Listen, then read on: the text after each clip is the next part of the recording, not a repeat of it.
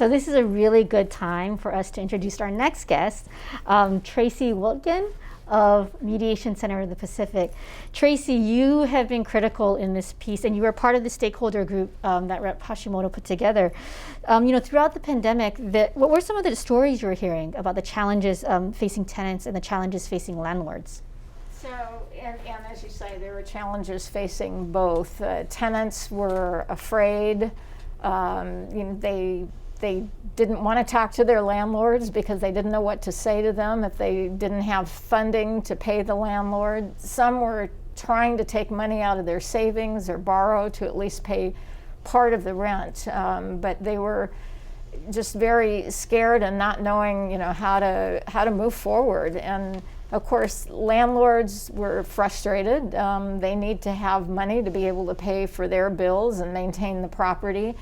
But we've also heard a lot of good stories where landlords were trying to reach out and work with tenants, and sometimes it's just the fear of everything going on would prevent communication. So definitely a lot of need on both sides, a lot of frustration, and a desire to be able to somehow work together to restore payments to landlords and to be able to ideally keep tenants in their housing.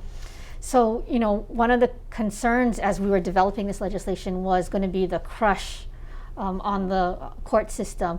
What have been some of the immediate after effects of both this federal and the state moratorium being lifted, and then the CDC reinstating a partial moratorium? What did you see happen on Oahu?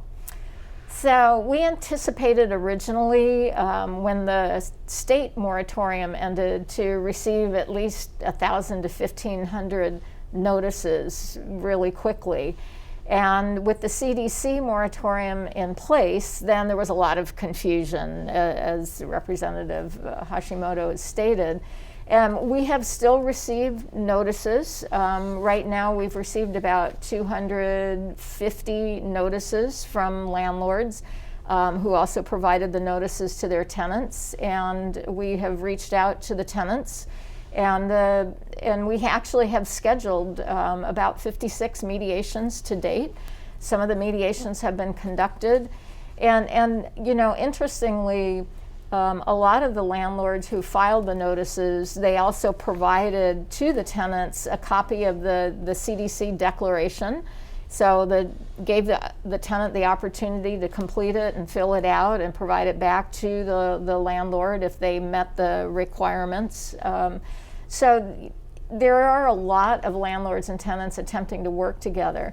The other piece of it is what we're hearing is a lot of landlords and tenants that we are working with right now haven't accessed the rental assistance program, and certainly that is a big area of emphasis. I mean, if the tenant qualifies and the tenant and landlord work together to submit the necessary documents, then the landlord will recoup their back rent owed, which will enable the tenant to stay, and also the tenant could be eligible for rent moving forward. So it's really critical that they have these conversations and develop working relationships to apply for the rental assistance. So one of the things I'm hearing from what you're saying is that mediation actually provides a bridge to rental assistance, because people may not have understood that they could access it, and that it also helps the counties to spend down all of this federal monies that we have available for rental assistance. Is that a correct way to explain it? Absolutely. We've talked to, and because there's everybody's been stressed out, needless to say, by the last 18 months. And sometimes landlords are trying to reach out to tenants, and tenants aren't responsive because they're embarrassed, they're fearful. Maybe they're not aware of the rental assistance program. In some instances, the tenant's trying to be proactive and the landlord isn't being responsive. And so through mediation, we're helping them engage in conversations about the fact that there is still a lot of rental assistance. There was some confusion there. Some thought, well, the portal opened and it closed, so I lost my chance. So by going through these discussions, they're learning there is the opportunity. They're hearing that both are motivated. In some instances, there was a lot of distrust, and through the mediation process, they're hearing that both are motivated to apply for rental assistance. And absolutely, so it's crafting a bridge that they work together to apply. And we've had quite a few, actually, landlords and tenants agree to fill out the documents together, work towards that, and then meet again or talk again in a couple months after hopefully they've been approved and they receive the rental assistance. So the process of mediation is really a very structured conversation, and it's not something that you just go in and kind of like try to figure out what you're doing and try to negotiate. It's really something that takes skilled mediators. What did the Mediation Center have to do to prepare for this process to unfold in the numbers that we thought it was going to unfold? Luckily, it didn't have to happen in the numbers, but the moratorium, the CDC moratorium, will lift at some point as well. Yes. So what did the Mediation Center have to do to get ready for this process? Yeah. So all of the mediation centers across the state worked really hard to set up an infrastructure to be prepared for a large volume of cases. The Mediation Center of the Pacific has recruited 4 full-time staff to handle all the intake and the scheduling. We also recruited 15 independent contractor mediators who are available to mediate 5 to 6 days a week, 4 to 6 cases a day. And that was the only way we could make sure that we were efficiently scheduling cases quickly and getting them mediated, because as you heard, there's a 15-day timeline for the tenant to schedule the mediation, and then ideally within the next 15 days the case is mediated. We've even heard so far some landlords said, well, I can't believe how quickly you scheduled it. So that the system seems to be working. What we've also done is set up a secure portal on our website to make it easy for landlords, so they, rather than calling or mailing or faxing the notices, they go directly to our website. There's a link, they input some information, they upload the notice, and they immediately get a confirmation that we've received the notice, which is part of the requirement. And then that enables our staff to immediately take the information, reach out to the tenant, and start scheduling the mediation process.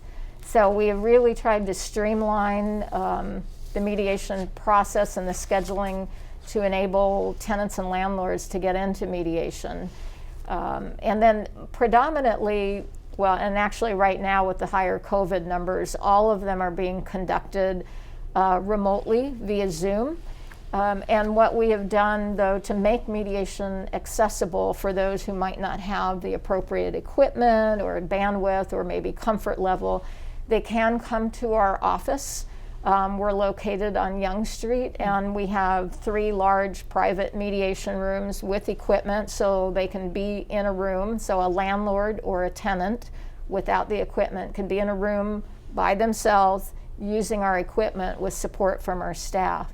We've also reached out to different organizations in the various communities to see if they'd be willing to make their office available for tenants or landlords who also need to use the equipment.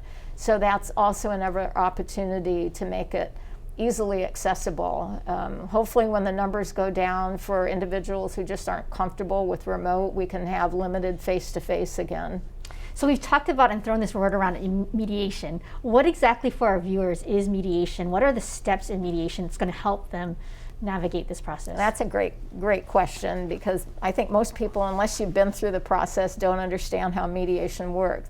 First and foremost, it's a very informal process. So typically the mediator and the parties, so landlord and tenant, would meet together. And the mediator would get a sense from each, where they're at currently regarding rent and payment of rent.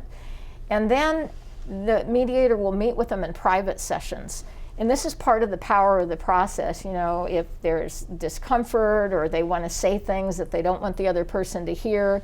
And the mediator's job is twofold. It's to listen and help them start talking to each other in a way they haven't been able to by going back and forth between them in these private sessions, and also to help them negotiate customized agreement. Important that mediation is confidential, and by that I mean, so as a mediator, I don't go out and talk about what I've heard.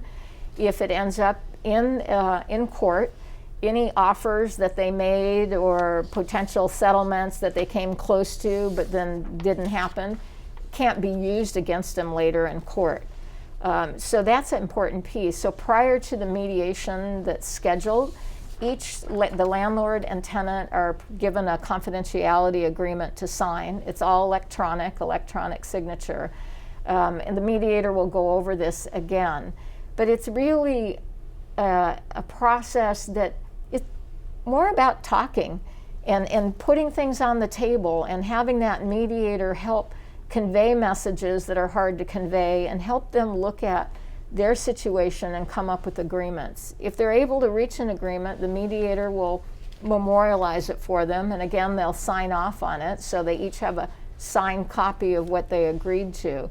And if somebody needs an interpreter, the Mediation Center of the Pacific or all the mediation centers will provide interpreters, so there's no cost to either landlord or tenant, whether for the interpreter or for the process itself. So it's really a way of helping them talk, look at their situation realistically, and come up with solutions that work for them, because that's the other key, is the mediators aren't going to tell them what to do, and they're not going to make a decision for them. But they're going to help them have a conversation and negotiate agreements that work for them.